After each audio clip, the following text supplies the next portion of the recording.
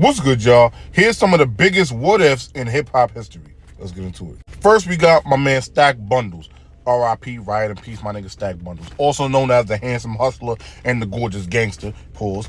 But this man right here, he could have definitely been a fucking superstar. He was a star in the fucking making, bro. There was nobody that had the flow, the charisma, the attitude, like the smarts or whatever, like the believability from the street shit. Like nobody was on Stack Bundles' level, B. Nobody. Shit, even something as simple as a simple call, nigga. You know when you heard that, what up? Nigga, that shit went crazy. Like, you like, oh, nigga, this riot squad, nigga. Like, you be excited, bro, because this nigga Stack Bundles was about to say some crazy shit, bro. He was about to have a hell of a song, nigga. But sadly, Stack's life was cut short. He definitely was a star in the making. Next, we got Charles Hamilton. Now, Charles Hamilton definitely could have been one of them ones too, but not on like a street guy level. He was more of a Kanye kind of style, you know what I mean? He had a great ear for music. He knew what he was talking about. He was a smart dude, you know what I mean? He thought outside the box. Like, he was a weird dresser sometimes, but that's the thing. Being weird sometimes is just stepping outside that comfort zone, you know what I mean? Trying new shit, you know what I mean? Try to get the trends going. He was one of those guys that could have been a trendsetter today if he would have stayed prominent in the music game. But sadly, mental issues kind of contributed to his downfall as far as the music goes. But bro is definitely one of the ones. He's still a musical genius to me. I still listen to some of his mixtapes, you know what I mean? Because bro was really one of those guys. But he just didn't really have a fair shot, if you will, you know what I mean? Shit, you can even say he was in the wrong era. Who knows? Maybe in this era, he would have you know what I mean? He would have shot for the stars. But I definitely saw that he had some star potential. Now, next we got Ja Rule. Now, Ja Rule had a hell of a fucking run. This nigga had hits for days at one point, you know what I mean? Before 50 showed up. We already know what's up. But what I'm trying to say is Ja Rule could have been an even bigger star if this motherfucker did not entertain 50 Cent, bro. It's like y'all had the little street thing going on, and we knew you wasn't a street dude, Ja. Like, we know you're not built like that, but we didn't care because you had hits, nigga. You was making good music, bro. Nigga, that shit was heat. But you just had to go back and forth and try to do the gangster shit with 50 Cent, bro. You could have kept making the nice singing songs, the hits. We didn't give a fuck about none of that gangster shit, man. Like, you had hits. But unfortunately, going back and forth with 50 played, you know, the mind games when they manipulated him. And then he ended up basically, you know, getting his downfall, you know what I mean? And then Ja Rule was never really heard again after that, you know what I mean? But if he would have just stayed on his own path and did what he was going to do, he could have been a way bigger star than he is today. Next, we got Camouflage. Now, Camouflage had it all as far as, like, being a great rapper, you see what I'm saying? He really had a lot of fucking potential, B.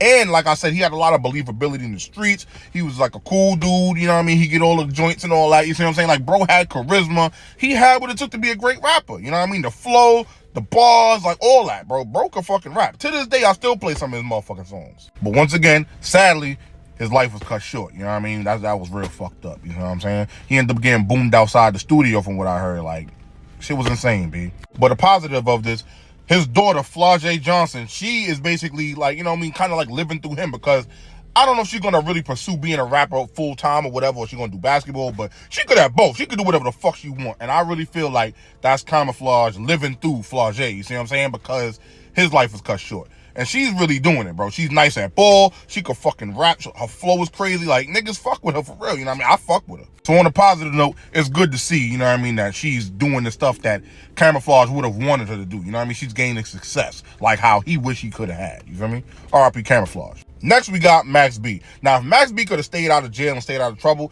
he'd have been fine, bro. Like, he'd have been one of them motherfucking ones. Niggas still talking about my son Max B. He been locked up for like 15 years. Niggas still talking about Free to Wave. Niggas still, you know what I mean, jacking my son Max as far as his music shit go. Niggas took his style low-key, started doing the harmonizing and the singing, all of that. The Lil Durks, the Lil TJs, the Dej Loafs, A-Boogies, all them niggas got that shit from my nigga Max motherfucking B.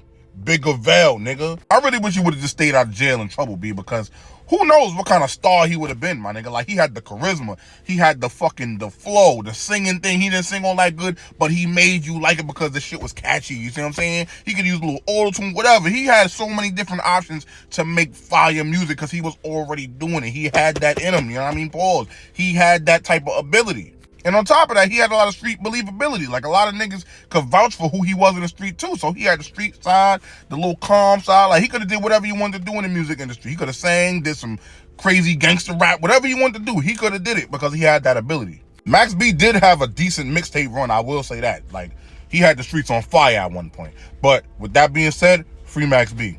Next, we got MC Shan. Now, he's a little bit before my time, you see what I'm saying? He was like in the 80s or whatever. He had like the Juice Crew and all that in Queens.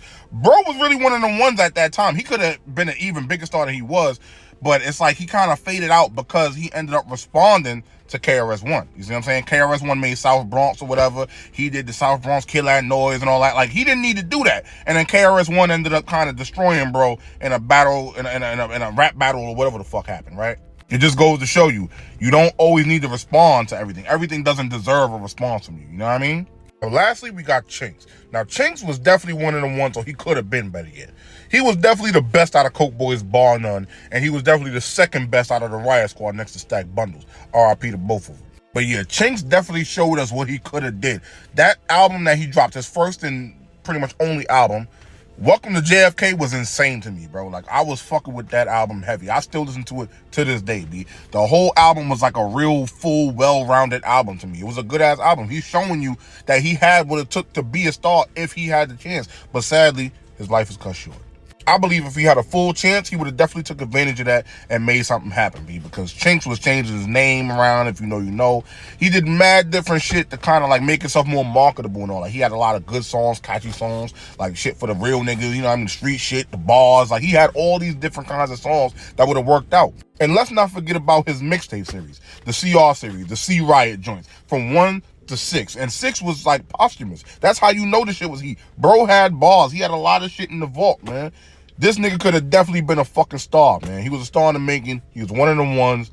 RP my man Chinx. Oh yeah, if y'all fucking with this, let me know, because I could definitely do more of these hip-hop what-ifs if y'all want. You see what I'm saying? I know it's predominantly New York rappers right now, but we'll get to other rappers if y'all want to see more of these type of videos, because I'll do them. Just, you know, send requests if y'all got them, whatever it is. You know what I mean? Shout out to West Coast. Shout out to other cities on the East Coast. Shout out down South. Shout out to Midwest. Shout out up North. It's all love. Thanks for watching. We out.